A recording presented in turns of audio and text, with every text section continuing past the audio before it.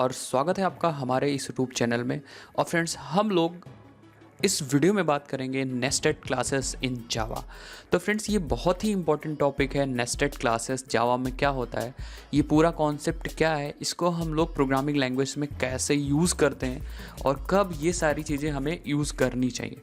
तो फ्रेंड्स, अगर आप फैमिलियर हो, थोड़ा बहुत भी आपने एंड्रॉयड एप्लीकेशंस को डेवलप किया हो या आपने AWT पे कोई एप्लीकेशन डेवलप किया हो, छोटा मोटा ही एप्लीकेशन, या आपने स्विंग पे कोई एप्लीकेशन डेवलप किया हो, तो आपने ज़रूर ही वहाँ पे एनोनिमस क्लासेस का कॉन्सेप्ट यूज़ किया होगा। जब भी आप लोग लिसनर लगाते हो, फिर वो चाहे एंड्रॉयड में, चाहे स्विंग में, चाहे जावा FX में, या किसी भी टेक्नोलॉजी में अगर आप लिसनर्स लगाते हो तो कहीं ना कहीं एनोनिमस क्लास का कॉन्सेप्ट आप यूज़ कर रहे हो जावा में, अगर आप जावा यूज़ कर रहे हो तो फ्रेंड्स, हम लोग इस पूरे वीडियो में बात करेंगे नेस्टेड क्लासेस क्या होते हैं, कितनी तरीके के होते हैं, और हम अपने प्रोग्रामिंग लैंग्वेज में इसको कैसे यूज़ करते हैं एकदम सिंपल तरीके से।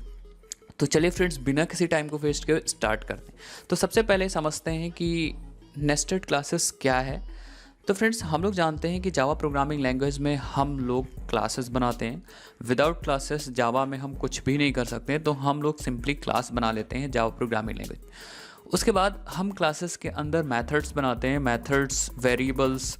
अगर हम किसी एक क्लास के अंदर दूसरी क्लास बना दें तो वो हमारा नेस्टेड क्लास का कॉन्सेप्ट हो जाएगा। दैट मीन्स जावा हमें ये अलाउ करता है to define a class within another class. एक क्लास के अंदर दूसरी क्लास बनाना जावा हमें अलाउ करता है, और इसी कॉन्सेप्ट को बोलते हैं हम लोग नेस्टेड क्लास का कॉन्सेप्ट। मैं एक बार आपको दिखा देता हूँ। तो मेरे पास यहाँ पे IntelliJ IDE ओपन है, मैं प्रैक्टिकली आपको समझाता हूँ।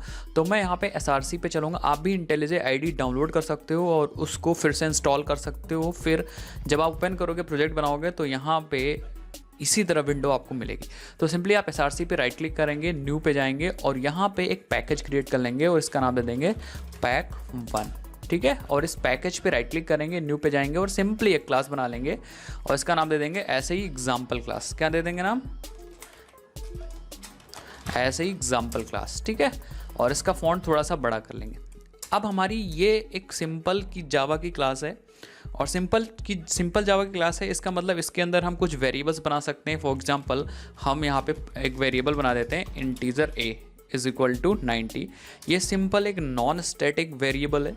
और इसी तरह हम लोग स्टैटिक वेरिएबल भी बना सकते हैं। Static string name = text of India. ठीक है, तो ये हम स्ट्रिंग बना सकते हैं। दैट मीन्स हम वेरिएबल्स बना सकते हैं किसी जावा के क्लास में। इतना तो हम लोगों ने सीखा ही, और मैं मान के चल रहा हूँ कि आपने भी इतना सीखा होगा। तो एक क्लास है सिंपली, जिसका नाम है एग्जाम्पल, और उसके अंदर आपने कुछ वेरिएबल्स बना दिए और उसके अंदर हम मेथड बना सकते हैं। सपोज हमने कहा public void display a।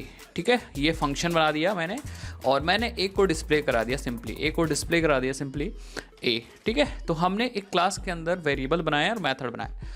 By chance अगर हम इस क्लास के अंदर एक दूसरी क्लास बना दें, वेरिएबल मेथड तो ठीक है, अगर दूसरी क्लास बना दें तो वही हमारी नेस्टेड क्लास होगी। फॉर एग्जांपल, सिंपली जैसे आपने आउटर क्लास बनाया था, आप यहाँ पे आउट एक क्लास बना लीजिए, जैसे नाम दे दीजिए इनर। ठीक है, इनर क्लास, ये हमारी एक इनर क्लास बन गई। दैट मीन्स नेस्टेड क्लास बन गई, एक क्लास के अंदर दूसरी क्लास। देखिए, ये ऊपर वाली क्लास है, ये अंदर वाली क्लास है, और सिंपली ऐसे ही बनाया है जैसे आपने ऊपर वाली क्लास बनाई थी। अब ऊपर वाली क्लास के अंदर भी आपने कुछ वेरिएबल्स और मेथड्स रखे थे, तो हम लोग नीचे वाली क्लास के अंदर भी कुछ वेरिएबल्स और मेथड रख सकते हैं। फॉर एग्जांपल, आप यहाँ लिखते हैं स्ट्रिंग सिटी, और सिटी में आप रख सकते हैं लखनऊ। ठीक है, इसी तरह आप यहाँ पे भी फंक्शन बना सकते हैं। देखिए, पब्लिक वॉइड शो सिटी, और हम लोग क्या कर सकते हैं यहाँ पे system.out.println, और हम लोग क्या कर सकते हैं सिटी एस, और फिर हम लोग सिटी की वैल्यू प्रिंट कर सकते हैं। ठीक है, इसका मतलब अगर कोई क्लास आप बनाते हो, उसके अंदर एक दूसरी क्लास बना देते हो, that is a concept of nested class. एक इंटरफेस के अंदर भी आप दूसरी क्लास बना सकते हो, डजेंट मैटर, बट वो भी कॉन्सेप्ट होगा इनर क्लास का। तो फ्रेंड्स, मेन चीज़ इंपॉर्टेंट बात है, ये काम करेंगे क्यों? क्यों करेंगे नेस्टेड क्लासेस हम क्यों बनाएंगे, एक क्लास के अंदर हम दूसरी क्लास क्यों बनाएंगे? तो इसको बनाने के लिए कुछ एडवांटेज हैं। जब आप ये करोगे तो आपको कुछ फ़ायदा मिलेगा। उस फ़ायदा को पाने के लिए आप क्या करते हो, नेस्टेड क्लासेस बनाते हो। तो एक एक करके हम लोग एडवांटेजेस डिस्कस करते हैं, उसके बाद हम लोग डिस्कस करेंगे नेस्टेड क्लासेस कितनी तरीके की होती हैं। फिर बारी बारी से एक एक नेस्टेड क्लासेस सीखेंगे, कैसे बनाते हैं, कैसे वेरिएबल डिक्लेयर करते हैं, और फिर हम उसको कैसे कॉल करते हैं, ऑब्जेक्ट वगैरह कैसे बनाते हैं। तो सबसे पहला जो एडवांटेज है नेस्टेड क्लासेस का वो है, it is a way of logically grouping classes that are only used in one place. ये सबसे इंपॉर्टेंट चीज़ है। जैसे फॉर एग्जांपल, अगर सबसे पहली चीज़ तो ये जो इनर क्लासेस हैं, ये जो नेस्टेड क्लासेस का कॉन्सेप्ट है वो ग्रुपिंग करने के लिए होता है, क्लासेस को ग्रुप करने के लिए, एक अलग टाइप की रिलेशनशिप बनाने के लिए।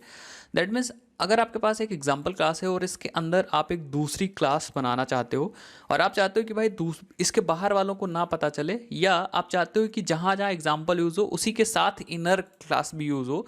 आप नहीं चाहते हो कि it is a separate identity, आप नहीं चाहते हो इनर क्लास एक दूसरी आइडेंटिटी हो और कोई सेपरेटली उसको यूज़ कर सके। हम चाहते हैं कि जहाँ इनर यूज़ हो उसी के साथ, एग्जाम्पल के साथ ही इनर यूज़ हो पाए। दैट मीन्स इसके अंदर ही ये रहे। दैट मीन्स ग्रुपिंग करने के लिए इनर क्लासेस यूज़ होती हैं कि एक के अंदर भाई एक क्लास। अगर इन केस आप चाहते हो कि भाई सिर्फ मैं एग्जाम्पल के अंदर ही ये क्लास यूज़ करूँ, तो आप इसको प्राइवेट भी कर सकते हो। अगर आपने इसको प्राइवेट कर दिया, दैट मीन्स अब आप इस क्लास के बाहर इसका ऑब्जेक्ट नहीं बना सकते, बिकॉज एग्जाम्पल के अंदर ये प्राइवेट है। जैसे आप किसी वेरिएबल को प्राइवेट कर सकते हो, वैसे ही सेम वे इस इनर क्लास को भी प्राइवेट कर सकते हो। दैट मीन्स अब आपने रिस्ट्रिक्ट कर दिया है कि ये जो इनर क्लास है वो सिर्फ और सिर्फ एग्जाम्पल के अंदर ही यूज़ हो पाएगी। आप इस आउटर क्लास के बाहर इस क्लास को यूज़ नहीं कर सकते हो। तो ये एडवांटेज है। जब भी आप कोई प्रोजेक्ट बना रहे हो और आपने कोई क्लास बनाया और आप चाहते हो कि इस वाली एग्जाम्पल क्लास को एक दूसरे क्लास की ज़रूरत है, बट उस जो दूसरी क्लास होगी हमारी, हम नहीं चाहते कि वो क्लास कोई दूसरा देख पाए, वो सिर्फ यही एग्जाम्पल वाली क्लास यूज़ कर पाए, तो सिंपली आप एक प्राइवेट इनर क्लास बना दीजिए और इस क्लास को इसी क्लास में यूज़ कर लीजिए। इनर क्लास को अपने इस एग्जाम्पल क्लास के अंदर यूज़ कर लीजिए, बाकी आउटर वर्ल्ड पे कोई इफेक्ट नहीं पड़ेगा। तो एक फ़ायदा है कि आप क्या कर सकते हो, इनर क्लास बना सकते हो और उसी आउटर क्लास के साथ या तो यूज़ करोगे और या तो आप उसी क्लास के अंदर यूज़ करोगे बाय यूजिंग प्राइवेट। ऐसा करके आप पैकेज से भी क्या कर सकते हो, रिस्ट्रिक्शन लगा सकते हो। अगर आपने कुछ नहीं लिखा तो बाय डिफ़ॉल्ट ये क्लास सिर्फ और सिर्फ पैकेज के अंदर यूज़ होगी। इस तरह आप प्रोटेक्टेड कर सकते हो। दैट मीन्स यहाँ पे कई सारे मॉडिफायर्स अप्लाई हैं, पब्लिक भी कर सकते हो, प्राइवेट भी कर सकते हो और इसको प्रोटेक्टेड भी कर सकते हो इनर क्लास को। क्योंकि ये जो क्लास है इनर क्लास, वो एज अ नॉर्मल मेंबर है, तो हम लोग इसको भी प्राइवेट पब्लिक प्रोटेक्टेड कर सकते हैं, उसको भी प्राइवेट पब्लिक प्रोटेक्टेड कर सकते हैं। बट आपको ये चीज़ याद रखना होगा कि आउटर क्लास को सिर्फ और सिर्फ आप पब्लिक कर सकते हो और कोई चीज़ नहीं कर सकते हो। यहाँ प्राइवेट प्रोटेक्टेड अलाउड नहीं है। दूसरा एडवांटेज है कि इट इंक्रीजेज द इनकैप्सुलेशन। ठीक है, तो इनकैप्सुलेशन का मतलब होता है कि हम चीज़ें आउटर वर्ल्ड से हाइड कर लें। ठीक है, तो सिंपली जैसे आपने क्लास बनाया और आपको हाइड करना है, तो सिंपली आप इसको प्राइवेट लगा दीजिए, इसको प्राइवेट बना दीजिए। दैट मीन्स ये जो क्लास है वो आपने आउटर वर्ल्ड से हाइड कर दिया इनर क्लास को।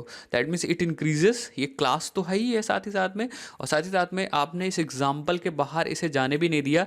इस एग्जाम्पल के अंदर ही आपने एक नई क्लास बनाई और उसी के अंदर उसे यूज़ कर लिया। दैट मीन्स इनकैप्सुलेशन भी इंक्रीज हो जाएगा। The next advantage is it can lead to more readable and more maintainable code। Simple सी बात है कि अगर आप एक ऐसी रिलेशनशिप डेवलप कर रहे हो जो सिर्फ और सिर्फ एग्जाम्पल के लिए, कुछ हेल्पर क्लासेस एग्जाम्पल के लिए, सिर्फ एग्जाम्पल के लिए हेल्पर क्लासेस बनानी है, तो आप इनर क्लासेस को बना सकते हो। तो आप बाहर इफेक्ट नहीं कर रहे हो, क्योंकि सिर्फ और सिर्फ आपने किसके लिए बनाया है, सिर्फ और सिर्फ आपने आउटर क्लास के लिए बनाया है।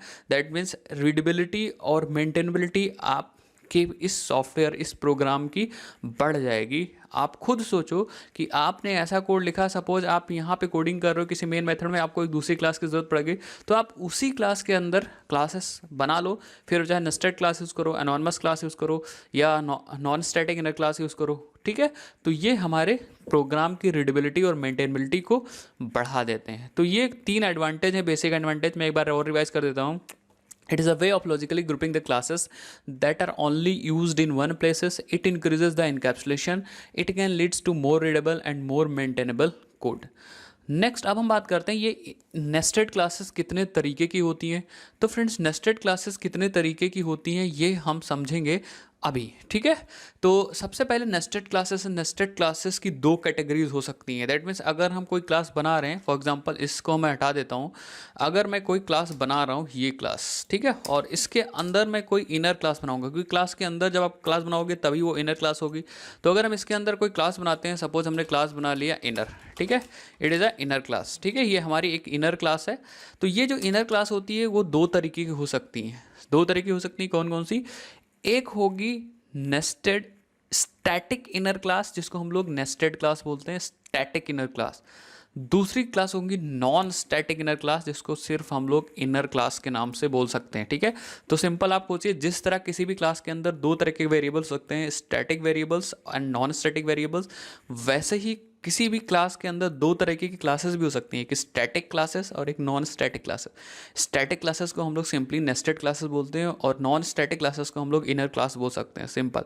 अगर आपसे कोई बोल रहा है इनर क्लास, तो आप सिंपली समझिए नॉन स्टैटिक इनर क्लास। अब जो स्टैटिक है वो किस लिए है? जैसे मेथड्स होते थे, वेरिएबल्स होते थे, जो स्टैटिक वेरिएबल्स होते थे वो क्लास के साथ एसोसिएट होते थे। एग्जैक्टली सेम वे जो क्लासेस भी होंगी, कौन सी क्लासेस होंगी?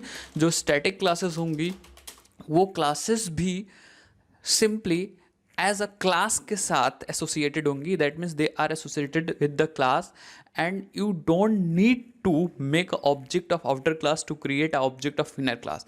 दैट मीन्स ये जो इनर क्लास है वो एसोसिएटेड है इस क्लास के साथ, जुड़ी हुई है इस क्लास के साथ, और इस क्लास का जब भी ऑब्जेक्ट बनाओगे तो इस क्लास के ऑब्जेक्ट की ज़रूरत नहीं पड़ेगी। डायरेक्ट आप एग्जाम्पल डॉट इनर की हेल्प से इसको यूज़ कर सकते हो। तो सिंपल स्टैटिक क्लास का मतलब ये है।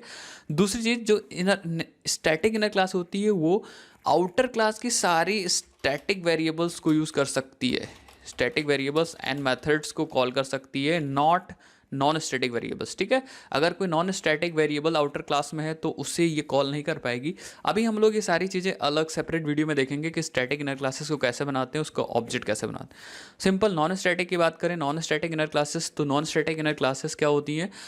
जैसे नॉन स्टैटिक वेरिएबल्स होते हैं, they are associated with object, तो नॉन स्टैटिक इनर क्लासेस भी एसोसिएटेड विद ऑब्जेक्ट, वो ऑब्जेक्ट के साथ जुड़ी होती हैं।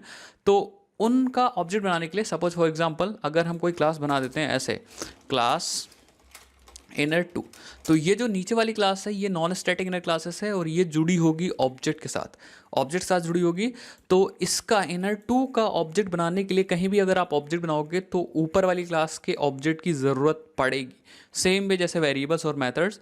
But this class can access both static as well as non-static members of the outer class including private, ठीक है। तो ये जो क्लास है वो आउटर क्लास के स्टैटिक एंड नॉन स्टैटिक दोनों वेरिएबल्स को यूज़ कर सकती है, मेथड्स को यूज़ कर सकती है, अगर वो वेरिएबल प्राइवेट है उस केस में भी, ठीक है। बट ये जो नॉन स्टैटिक इनर क्लासेस हैं उनके और भी पार्ट्स हैं। जैसे फॉर एग्जांपल जो नॉन स्टैटिक क्लासेस हैं उनको हम लोग तीन तरीके से और लिख सकते हैं। सबसे पहला होता है मेंबर इनर क्लास, तो ये जो हमने बनाया है वो मेंबर इनर क्लासेस है।